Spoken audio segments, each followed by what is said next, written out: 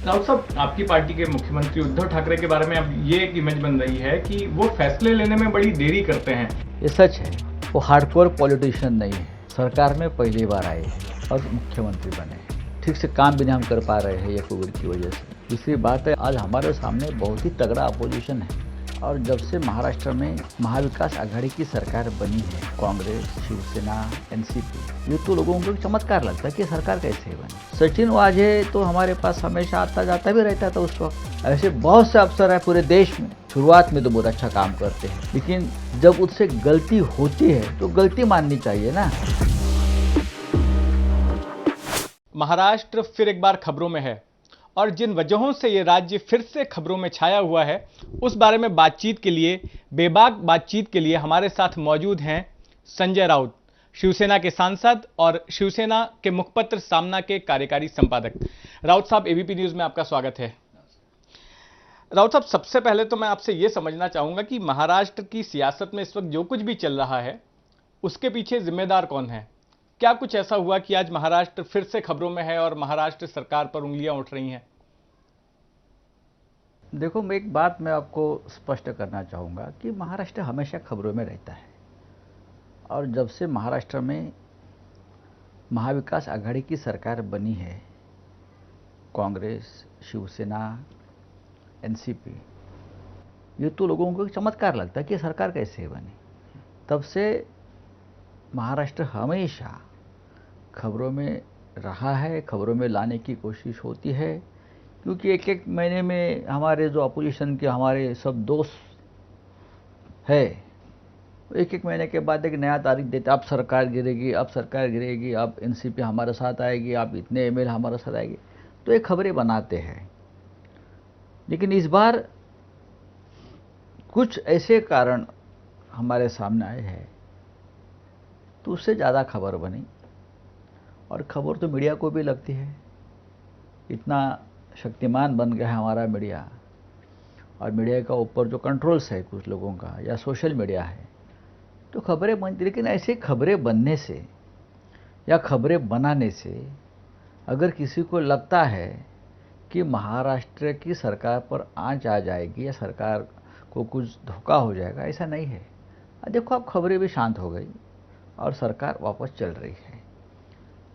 बात रही, आप जो मुझे मालूम है आपको, आप मुझसे क्या पूछना चाहते हो। अभी उसमें तो जांच चल रही है, एनआई आ गई है, एटीएस का काम चल रहा है और सरकार ने एक्शन भी ली है। मुंबई पुलिस कमिश्नर का तबादला हुआ है, कुछ पुलिस अफसर अरेस्ट हो गए हैं। उससे ज़्यादा सरकार क्या कर सकती है, कोई भी सरकार। लेकिन क्या हम ये कह सकते हैं कि सरकार में सब कुछ ठीक ठाक है? क्योंकि आपकी सरकार के जो घटक दल के झगड़े हैं वो भी सामने आ रहे हैं। अभी आप ही का रोकठोक, अभी जो आपने बीते रविवार को लिखा, उसमें ही आपने सीधे सीधे गृह मंत्री को टारगेट किया है, अनिल देशमुख को टारगेट किया, और आपने कहा कि सचिन वाजे पुलिस कमिश्नर ऑफिस में बैठकर वसूली कर रहा था और उनको पता तक नहीं चला। इसके बाद में उनकी तरफ से भी रिएक्शन आया, उनकी तरफ से कहा गया कि आपको ऐसा नहीं लिखना चाहिए था। बराबर है, मैं ऐसा नहीं लिखना चाहिए था, उनकी बात सही है। और मुझे भी अच्छा नहीं लगता है कि अनिल देशमुख हमारे मित्र है, हमारे साथी है, गृह मंत्री है महाराष्ट्र जैसे बड़े राज्य के, और उनको इतना बड़ा जिम्मा भी मिला है उनके पार्टी की तरफ से, सरकार की तरफ से। तो किसी को भी लगता कि मेरे बारे में ऐसी खबर, लेकिन खबर हमने नहीं चलाई है, ये लिखी है परमवीर सिंह ने, लेटर लिखा है। हम मानते हैं सब झूठ है, फिर भी बात ऐसी है जितेंद्र कि आपको ज़्यादा सावधानी से काम करना पड़ता है बड़े राज्य में। सचिन वाजे को मैं अच्छी तरह से पहचानता हूँ, आपको मालूम है सभी को। मैं तो, मेरे पुलिस हो या सब, मैंने काम किया है पत्रकार के रूप में। आप क्राइम रिपोर्टर रहे, कई बहुत साल तक सारे आपने क्राइम रिपोर्टिंग की है सामना से जुड़ने से पहले। हाँ, 40 साल पहले या 45 साल पहले हम लोग ये काम करते थे, अच्छा, और मज़ा भी आता था। आज भी मैं संपर्क रखता हूँ, रखना भी चाहिए। जब राजनीति में है, पत्रकारिता में, तो संपर्क रखना चाहिए। तो मुझे बहुत खबरें आती है, मैं सुनता हूँ, बताता हूँ। जब हमारी सरकार नहीं थी तब भी ऐसा लगता है कि स्टेट के लिए, पब्लिक के लिए अगर मेरे पास कोई जानकारी है तो मैं सरकार को या पुलिस को खबर देनी चाहिए। मैं आज भी करता, उस वक्त भी करता था, आज भी करता हूँ। सचिन वाजे तो हमारे पास हमेशा आता जाता भी रहता था उस वक्त, सबको मालूम है। हमारे पार्टी में भी उसने एक बार प्रवेश लिया था। लेकिन जब उनको फिर 17 साल के बाद अगर सर्विस में आप रीइंसिस्ट कर रहे हो, तो मुझे ऐसा लगता था कि उसको नौकरी में लेने में कोई तकलीफ नहीं है, लेकिन अधिकार जिस प्रकार से देने की कोशिश हो रही थी या देना चाहते थे, मुझे लगता था ये ठीक नहीं है। लेकिन मैं सरकार का हिस्सा नहीं हूँ। अगर सरकार चाहती है तो सरकार कर लेती है, या सरकार के जो आसपास लोग होते हैं, या कोई होम मिनिस्ट्री हो, या पुलिस प्रशासन हो, या जीडी हो, तो ये उनका अधिकार होता है। लेकिन मुझे लगता है व्यक्तिगत तौर पर कि थोड़ा कुछ गलत हो रहा है, या उससे हमको आने वाले दिनों में तकलीफ हो सकती है। ये मेरी राय है, ये सरकार की राय होगी नहीं होगी मुझे मालूम नहीं। तो सर, आपने अपनी ये जो राय है सचिन हाँ, वाजे को आप जानते हैं, तो मतलब आपको सचिन वाजे के कैरेक्टर में क्या गड़बड़ी लगी और आपने किस बात कैरेक्टर की नहीं है, ही इज गुड ऑफिसर। मैं देखो, अब लोग मुझे बोलते हैं आपने कहा था अच्छा अफसर है। अफसर तो अच्छा ही होता है, काम तो वो लोग अच्छे करते हैं, लेकिन गड़बड़ जाते हैं बाद में। ऐसे बहुत से अफसर हैं पूरे देश में, शुरुआत में तो बहुत अच्छा काम करते हैं, लेकिन एक ऐसा कोई झटका उनको भी लगता है, वो भी सरकार को देता है, तो हमको लगता है अरे ये तो गलत है। काम जब अच्छा करता है तो अच्छा ही होता है, जब उससे गलती होती है तो गलती माननी चाहिए ना। तो मुझे लगा कि ये बाद में जो सुन रहा था, हम लोग सब सुन रहे थे, वो सबको उसकी इन्फॉर्मेशन सरकार में होनी चाहिए। अगर होगी और आपने उसके ऊपर कुछ नहीं किया है, उसका परिणाम आज सरकार और स्टेट का नाम जो खराब थोड़ा हुआ है, उसकी वजह से हुआ है ये सब प्रॉब्लम से। लेकिन हम इस गलती से हम बहुत कुछ सीखते हैं अभी। तो राउत साहब, आपने सचिन वाजे के बारे में क्या कुछ नेताओं को आगाह किया था और कि ये देखिए, मेरा काम है। आपने क्या बताया था सचिन वाजे के बारे में? देखिए, ये मेरा काम है। अगर ये सरकार लाने में, बनाने में, भागदौड़ करने में हमारा थोड़ा बहुत हिस्सा रहा है। हमारे मुख्यमंत्री है, हमारी सरकार है, तो अगर कोई चीज़ ऐसी होती है मेरे सामने या मेरे कान पे आती है, तो मेरा कर्तव्य बनता है कि in the interest of state, in the interest of public, ये जो प्रमुख लोग बैठे हैं उनके साथ शेयर करें। लेकिन उसको कोई आधिकारिक दर्जा नहीं होता है, क्योंकि मैं कोई सरकार तो का। आपने क्या उनके स्वभाव के बारे में, कार्यशैली के बारे में बताया था वाजे? वो तो बातचीत होती है ना, अगर कोई हमसे पूछता है तो बातचीत होती है। देखो, ऐसा ऐसा हो सकता है जी। किसी भी व्यक्ति के बारे में अगर मुझसे कोई पूछता है तो मैं मेरी बात रखता हूँ सामने, क्योंकि मैं एक, जैसा आपने क्या, विभाग लिखने वाला और बोलने वाला आदमी हूँ। मैं मेरे मन में कुछ रखता नहीं दबा के, जो लगता है मुझे, भला हो बुरा हो, मैं बोल देता हूँ, लिख देता हूँ। जिसको जिस संदर्भ में वो लेना है वो ले सकते हैं। आज भी मैं जब बोलता हूँ कि हाँ मैंने कहा था, तो बोले कि क्या आपके पास एविडेंस है कि आपने बोला था? जाके पूछो किसी को भी किसी भी 5 नेताओं को जाकर पकड़ो, और वही बोले हाँ ये बात तो सही है कि मैं बार बार ये कहता रहा हूँ कि हमको, ये सरकार को, पुलिस प्रशासन जो हमारी रीढ़ की हड्डी होती है सरकार की किसी, तो उनको जब हम उनसे डील करते हैं तो बहुत ही संवेदनशील जो मुद्दे होते हैं तो बहुत सावधान रहना पड़ता है। खास करके जब सरकार अघाड़ी की होती है, 3 अलग अलग विचारधारा की सरकार है यहाँ, तो बहुत ही अलर्ट रहना पड़ता है। तो ठीक है, अब जो हुआ वो हो गया, मैं मतलब उसको भूल जाना चाहिए। अब एनआईए जांच कर रही है, आपको 10 दिन आप स्टोरी देख रहे हो क्या हो रहा है क्या नहीं हो रहा है। राउत साहब, लेकिन एक और बड़ा मुद्दा है जो इस पूरे प्रकरण से सामने आया कि वो रश्मि शुक्ला ने जो अपनी रिपोर्ट सौंपी फोन टेपिंग के आधार पर कि ट्रांसफर पोस्टिंग को लेकर भ्रष्टाचार हो रहा था और किस तरह से पॉलिटिकल बॉसेस के थ्रू ये सारा करवाया जा रहा था, तो उल्टा विसल ब्लोअर के खिलाफ कार्रवाई की बात हो रही है। जिस आदमी ने सब कुछ उजागर किया, जिस महिला ने उजागर किया, कौन है विसल ब्लोअर? यहाँ पर रश्मि शुक्ला को विसल ब्लोअर के तौर पर देखा आप कैसे बोल सकते हैं? अधिकारी को, जो अधिकारी का जो आपने क्योंकि नाम उसने लिया, आधिकारिक तौर पर यही रिपोर्ट सौंपी यही है। वो अधिकारी है जो जो जो सरकार बन रही थी उस वक्त, हमारी महाविकास आघाड़ी, तो अपने पद पर बैठे हुए इंडिपेंडेंट एमएलए को फोन कर कर के वो धमका रही थी कि आप शिवसेना बीजेपी की, आप कांग्रेस एनसीपी शिवसेना की जो सरकार बन रहा है, उनको सपोर्ट मत करना, आप तकलीफ में आ जाओगे, धमका रही थी। ऐसे लोगों को मैं विसल ब्लोअर नहीं मानता हूँ, मैं तो मानता हूँ ये बीजेपी की एजेंट थी। अब ये सामने आया है, ये तो पूरा मामला खुल गया है कि ये लोग अपने पद पर बैठे हुए किसको मदद कर रहे थे और किसके फेवर में रिपोर्ट देना चाहते थे, या ये रिपोर्ट की किसको मदद हो सके। लेकिन जो रिपोर्ट में लिखा है उसने, उस हिसाब से कुछ हुआ ही नहीं है, तो रिपोर्ट गलत है। वो जो ट्रांसफ़र की बात है या प्रमोशन की बात है या पोस्टिंग देने की बात है, जो उस रिपोर्ट में जो लिखा है, ऐसा कुछ प्रत्यक्षात हुआ ही नहीं है। राउत साहब, आपकी पार्टी के मुख्यमंत्री उद्धव ठाकरे के बारे में अब ये एक इमेज बन रही है कि वो फैसले लेने में बड़ी देरी करते हैं। कहां पर जल्दी उन्हें फैसला लिया नहीं, जाना अभी चाहिए? देखिए, संजय राठौड़ का मामला हुआ, या फिर परमवीर सिंह को पुलिस कमिश्नर पद से हटाए जाने का मामला हुआ, या फिर अब कोविड से डील करने के लिए जैसे लॉकडाउन का मामला है। तो इन तमाम उदाहरणों को देते हुए ये आरोप लगाया जा रहा है कि उद्धव ठाकरे फैसले लेने में, डिसीजन मेकिंग में ढिलाई बरतते हैं। मुझे ऐसा नहीं लगता है। देखिए, थोड़ा फूंक फूंक कर कदम रखते हैं, ये सच है। वो हार्डकोर पॉलिटिशियन नहीं है, सरकार में पहली बार आए हैं और मुख्यमंत्री बने हैं।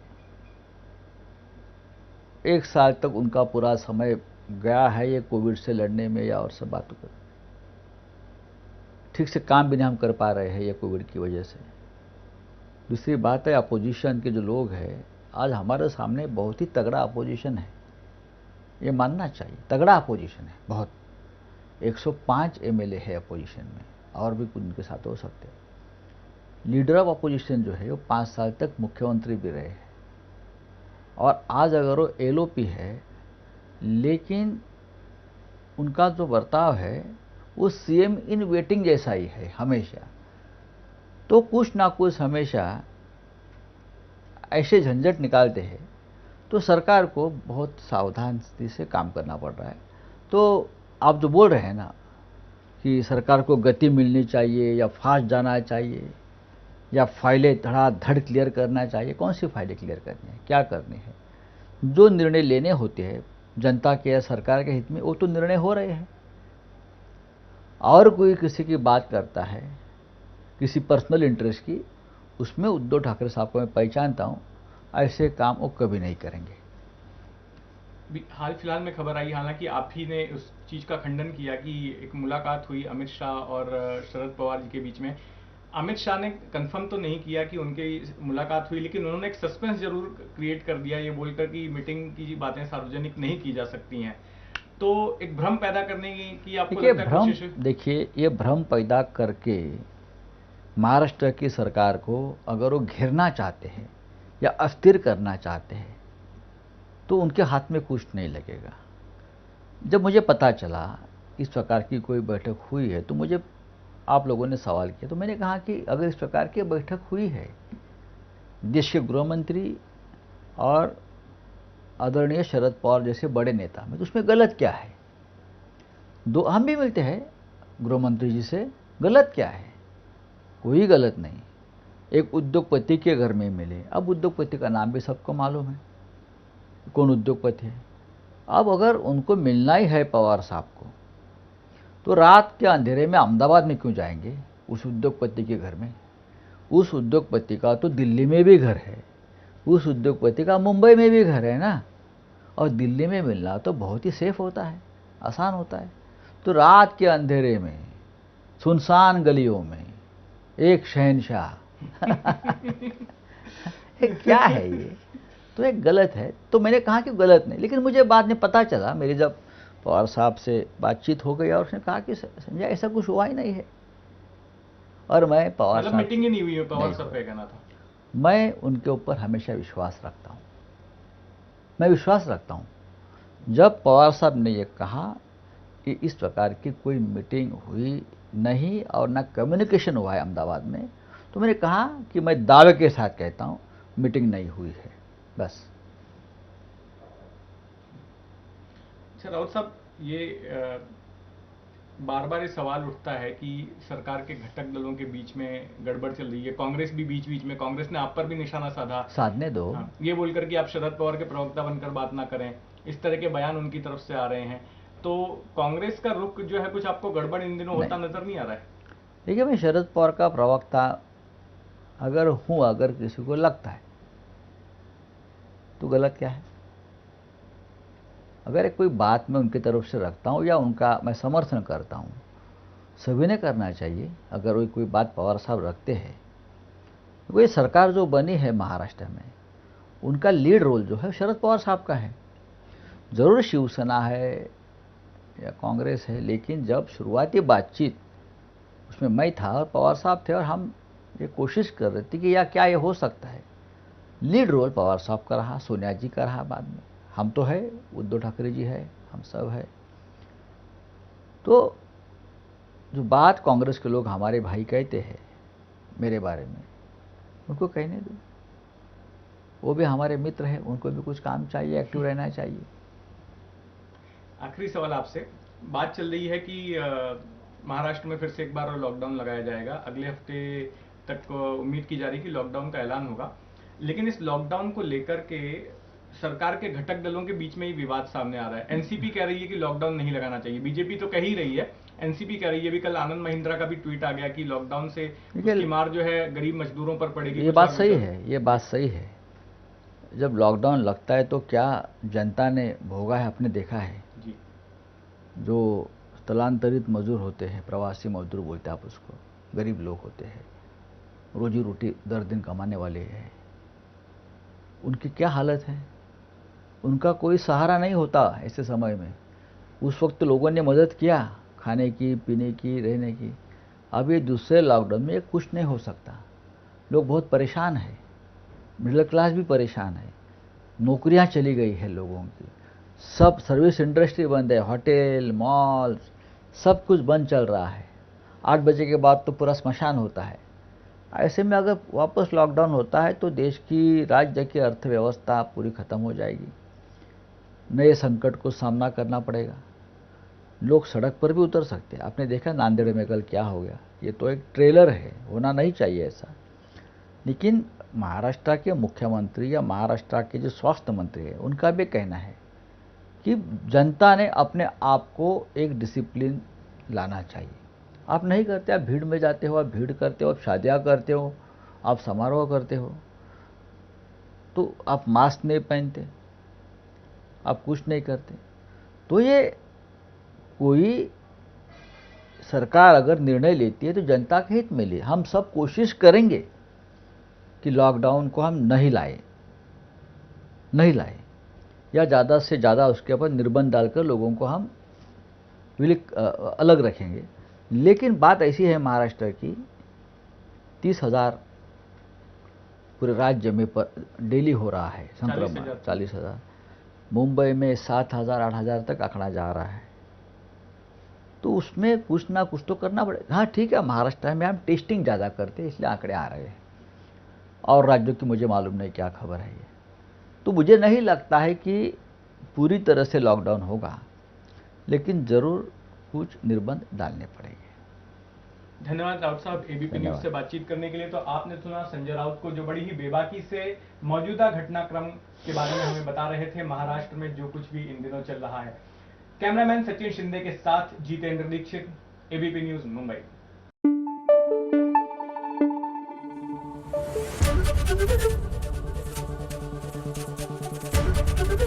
एबीपी न्यूज आपको रखे आगे।